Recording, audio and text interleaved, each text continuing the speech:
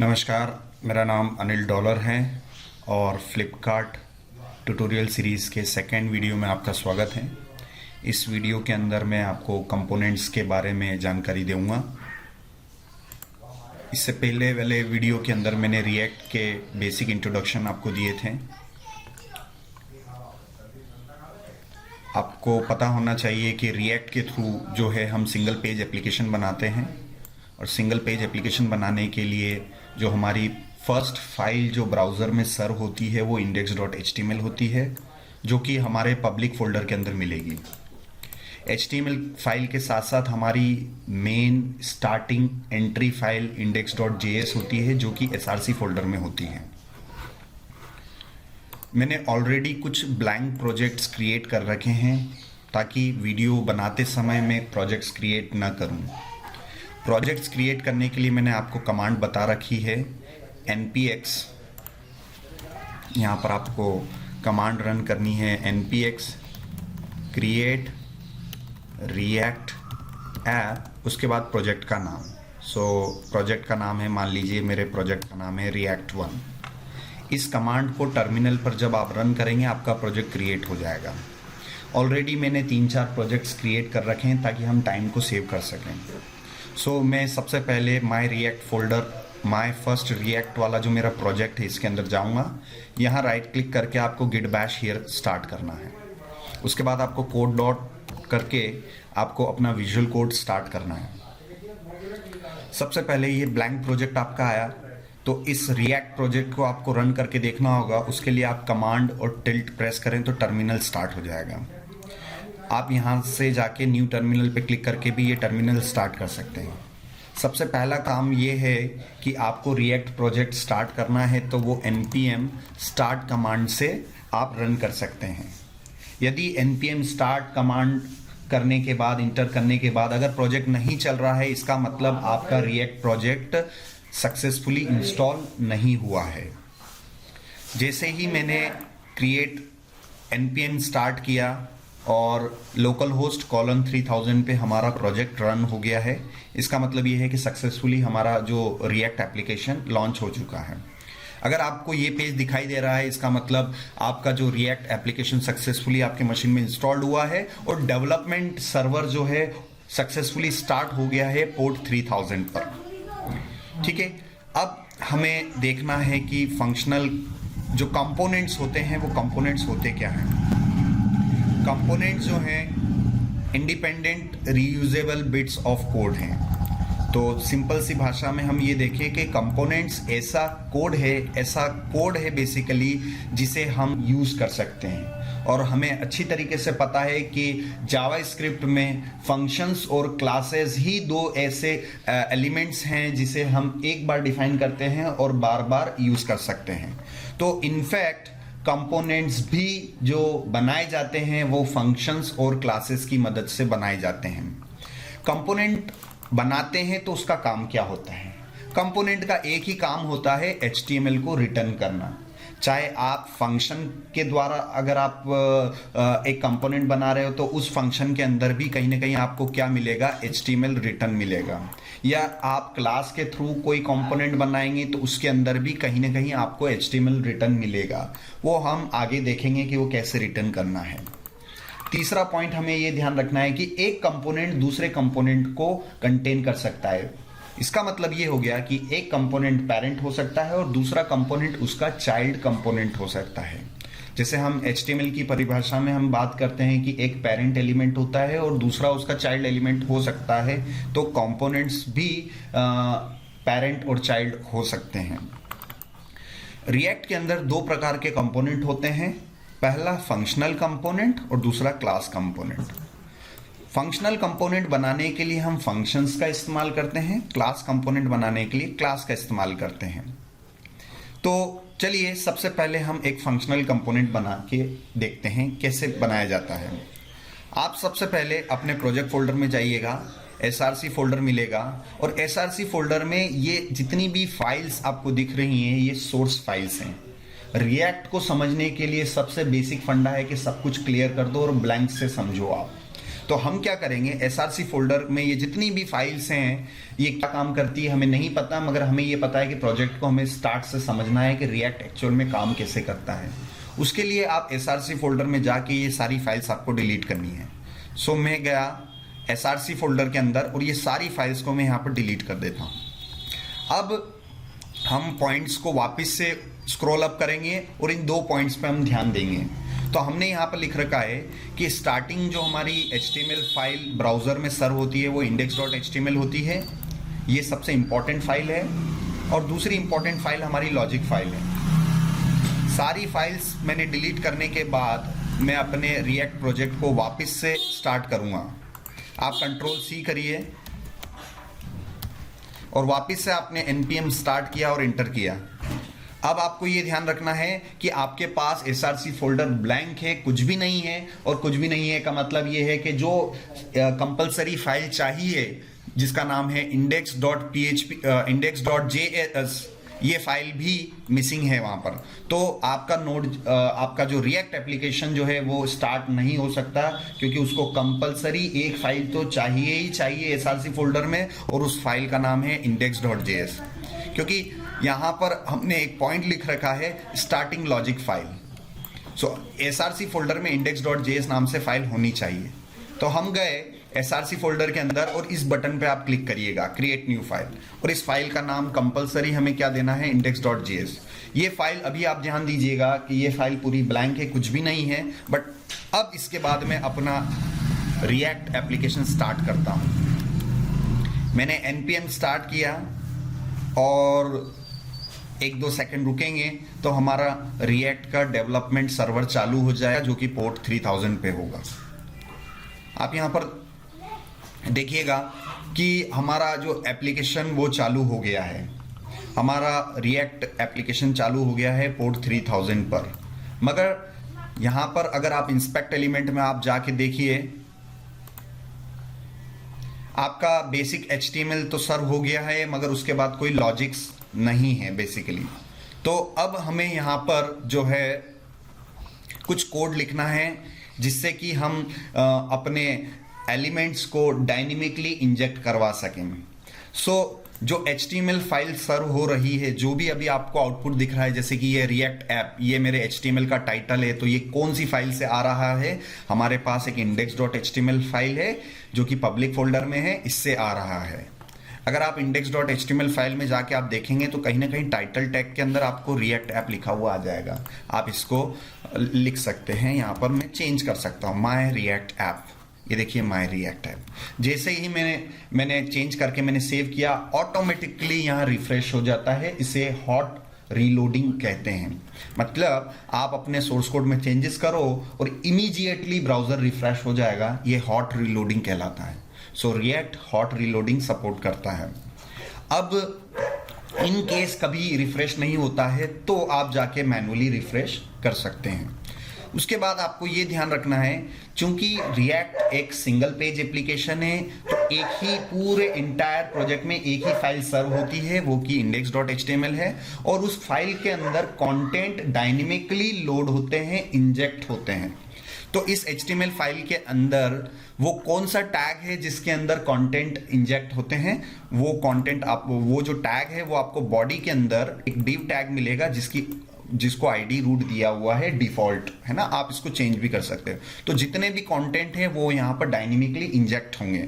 अभी डायनेमिकली नहीं, मुझे एक स्टैटिक एक एलिमेंट देना है। यहाँ पर मान लीजिए मैं स्टैटिक एलिमेंट देता हूँ, यहाँ पर हेलो मैंने दिया। सो यहाँ पर आप देखिए एक हेलो एलिमेंट आ रहा है। इंस्पेक्ट एलिमेंट किया, आप बॉडी में जाइए, आप रूट में जाइए और आप देखिए कि एक h1 जो एलिमेंट इंसर्ट हो गया है कहाँ पर, div id रूट के अंदर। ये एलिमेंट मैंने अभी डायनेमिकली इंजेक्ट नहीं किया है, ये मैंने हार्ड कोडेड इंजेक्ट किया है, ठीक है।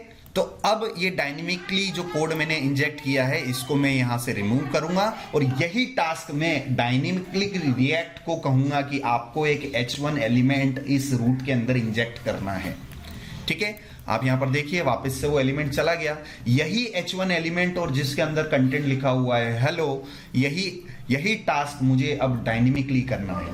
पहले मैं स्टैटिक कर रहा था, तो स्टैटिक कैसे करना है, index.html में जाना है, इसके अंदर जाना है और डायरेक्टली आप अपना एलिमेंट लिख दो और आप स्टैटिक वे में आप कर सकते हो। बट इसका कोई सेंस नहीं निकलता है क्योंकि रिएक्ट आपके पास है। रिएक्ट का काम ही है कि कंपोनेंट्स को डायनेमिकली इंजेक्ट करना आपकी रिएक्ट एप्लीकेशन के अंदर। ठीक है, तो हम सबसे पहला एक H1 लेंगे और उसको इंजेक्ट करेंगे। ठीक है, तो सबसे पहले जो हमारी एक फाइल होती है, हमारी लॉजिक फाइल होती है रिएक्ट की, उसका एक कुछ स्ट्रक्चर होता है जो कि हमें समझना पड़ता है। तो सबसे पहले उसका स्ट्रक्चर समझने के लिए मैं कमेंट करके लिख देता हूं। यहां पर मैं सबसे पहले मैंने लिखा इंपोर्ट एरिया, मतलब जो भी आपकी index.js फाइल होगी उसमें सबसे ऊपर वाला जो हिस्सा होगा, जो स्टार्टिंग में आपके लाइन नंबर 1 2 3 पर जो एरिया होगा वो बेसिकली इंपोर्ट एरिया होगा। और इंपोर्ट एरिया का मतलब हो गया है कि यहां पर import something from some library. ये मैं कमेंट कर रहा हूं ताकि आपको पता चले कि यहां पर हम लिखते कैसे हैं, something from some library, some library. So ऐसा कुछ हमें लिखना है कि समथिंग फ्रॉम सम लाइब्रेरी। इस समथिंग को आप करली ब्रेसेस में भी लिख सकते हो और विदाउट करली ब्रेसेस में भी लिख सकते हो। मैं इसी को कॉपी किया और इसी को मैंने विदाउट कोड भी लिखा ताकि आपको पता चले कि कितने अलग अलग तरीके से हम लिख सकते हैं। जैसे यहां पर मैंने लिखा सम लाइब्रेरी 1 और सम लाइब्रेरी 2, समथिंग 2 मैं करली ब्रेसेस के अंदर भी लिख सकता हूं और विदाउट करली ब्रेसेस में भी लिख सकता हूं। अभी आगे वीडियो में जैसे ही मैं बताऊंगा तो आपको समझ में आ जाएगा कि करली ब्रेसेस कब लिखते हैं और विदाउट करली ब्रेसेस कब लिखते हैं। इसको मान के चलिए कि ये पहली लाइब्रेरी है और ये दूसरी लाइब्रेरी है। तो पहली लाइब्रेरी में एलिमेंट कुछ करली ब्रेसेस से इंपोर्ट हो सकते हैं और दूसरी किसी लाइब्रेरी में विदाउट करली ब्रेसेस इंपोर्ट हो सकते हैं। दोनों में डिफरेंस क्या होता है अभी आपको समझ में आ जाएगा। तो यहां पर सबसे पहले किसी भी रिएक्ट की जो जावास्क्रिप्ट की फाइल है उसके अंदर सबसे पहले आपको एक रिएक्ट एलिमेंट, आपको जो है रिएक्ट ऑब्जेक्ट इंपोर्ट करना होता है फ्रॉम रिएक्ट। सो सबसे पहला जो है रिएक्ट ऑब्जेक्ट इंपोर्ट करना है रिएक्ट लाइब्रेरी से, और ये रिएक्ट लाइब्रेरी आपको यहां मिलेगी नोड मॉड्यूल्स के अंदर। यहां पर आपको ध्यान देना है कि यदि यहां पर मैं सिंगल कोटेशन के अंदर यदि मैं डॉट स्लैश नहीं लगाऊं तो उसका मतलब हो गया है, नोड मॉड्यूल्स में जाके देखो, अगर मैंने डॉट स्लैश लगा दिया तो इसका मतलब नोड जेएस के लिए हो जाएगा कि जहां पर index.js फाइल पड़ी हुई है वहीं पर एक रिएक्ट नाम का फोल्डर पड़ा हुआ है। सो index.js फाइल पड़ी हुई है src फोल्डर के अंदर। क्या src फोल्डर के अंदर नो रिएक्ट नाम का कोई फोल्डर है? नहीं है। हमें ये बताना है नोड जेएस को कि रिएक्ट नाम की एक लाइब्रेरी है जो कि कहां मिलेगी, नोड मॉड्यूल्स के अंदर। उसके लिए आप हमेशा डॉट स्लैश नहीं लगाना है। अगर आप डॉट स्लैश नहीं लगाओगे तो ये नोड जेएस के लिए इंस्ट्रक्शन है कि रिएक्ट नाम की क्या है, एक लाइब्रेरी है जो कि मिलेगी कहां पर, नोड मॉड्यूल्स फोल्डर के अंदर। ये पहली लाइब्रेरी आपको इंपोर्ट करनी है। दूसरी लाइब्रेरी जो है बेसिकली वो है रिएक्ट डॉम। तो उस लाइब्रेरी से क्या इंपोर्ट करना है नहीं पता हमें, बट हमें यह पता है कि वो लाइब्रेरी क्या है, रिएक्ट डॉम है। वो लाइब्रेरी रिएक्ट डॉम है और इस लाइब्रेरी के अंदर हम 5 या 6 एलिमेंट हम एक्सपोर्ट कर सकते हैं। या तो हम जो हैं क्लास एक्सपोर्ट कर सकते हैं, क्लास का ऑब्जेक्ट एक्सपोर्ट कर सकते हैं, फंक्शन एक्सपोर्ट कर सकते हैं, जावास्क्रिप्ट के डिफॉल्ट ऑब्जेक्ट एक्सपोर्ट कर सकते हैं या वेरिएबल्स एक्सपोर्ट कर सकते हैं। सो रिएक्ट डॉम के अंदर से एक जो है ऑब्जेक्ट एक्सपोर्ट किया है, जो कि हमने नहीं किया है, रिएक्ट की लाइब्रेरी जिन डेवलपर्स ने बनाई है, फेसबुक ने बनाई है। तो फेसबुक ने क्या कर रखा है कि रिएक्ट डॉम नाम का एक ऑब्जेक्ट जो है वो एक्सपोर्ट कर रखा है इस लाइब्रेरी के अंदर। ठीक है, उसके बाद आपको यहां पर क्या करना है, एक एलिमेंट लेना है। सो मैंने यहां पर ले लिया x नाम का एक वेरिएबल ले लेता हूं और यहां पर मैं जो है एक h1 एलिमेंट ले लेता हूं। यहां पर मैंने लिखा हेलो और यहां पर मैं सेमीकोलन लगा दूंगा। अब यहाँ पर थोड़ा सा ऑकवर्ड ये लग रहा है कि जावास्क्रिप्ट में आप HTML इसलिए लिख पा रहे हैं क्योंकि यहाँ पर जो है JSX यूज हो रहा है। JSX का मतलब होता है जावास्क्रिप्ट XML। जावास्क्रिप्ट XML का ये मतलब हो गया कि आप अपने जावास्क्रिप्ट में डायरेक्ट HTML लिख सकते हो। यहां तक जितना मैंने अभी लाइन सिलेक्ट कर रखा है ये आपका जावास्क्रिप्ट है। Let x is equal to 10, let y is equal to 20। So let x is equal to तक जितना भी है वो जावास्क्रिप्ट चल रहा है। बट उसके बाद जैसे ही मैंने h1 स्टार्ट h1 क्लोज लिखा, वो विदाउट कोटेशन लिख रखा है, विदाउट सिंगल कोटेशन या विदाउट डबल कोटेशन लिख रखा है। तो ये सारी फैसिलिटी हमें JSX प्रोवाइड कर रहा है। सो JSX आपको अलाउ करता है कि आप अपने जावास्क्रिप्ट के अंदर डायरेक्ट HTML लिख सकते हो। सो मैंने एक X एलिमेंट लिया और उसके अंदर H1 प्लेस कर दिया। अब मुझे सिर्फ रिएक्ट को निर्देश देना है कि आप जो आपने index.html जो सर्व कर रखा है ब्राउजर के अंदर, उसके अंदर आपके पास एक रूट एलिमेंट है, उसके अंदर इस एलिमेंट को इंजेक्ट कर दो। बट हमें एक पॉइंट और ध्यान रखना है कि रिएक्ट जो है वो उसके पास दो डॉम है, एक वर्चुअल डॉम जो है जो कि मेमोरी के अंदर चल रहा है और एक रियल डॉम है। सो रिएक्ट जो है आपकी जो फ्रेमवर्क है, आपका जो लाइब्रेरी रिएक्ट की जो लाइब्रेरी है, कभी भी रियल डॉम पे मैनिपुलेशन नहीं करती है। आपको हमेशा मैनिपुलेशन कहाँ करना पड़ता है? आपको वर्चुअल डॉम में करना पड़ता है। और जैसे ही आप वर्चुअल डॉम में कुछ भी मैनिपुलेशन करते हो, ऑटोमेटिकली वो रिफ्लेक्ट कर देता है कहां पर? रियल डॉम पे रिफ्लेक्ट कर देता है। तो यहां पर जो है रिएक्ट डॉम डॉट रेंडर जो मेथड है, React DOM dot render method, ये जो रेंडर मेथड है ये एक्चुअल में मैनिपुलेशन कहां करेगा? ये मैनिपुलेशन आपके वर्चुअल डॉम में करेगा। So it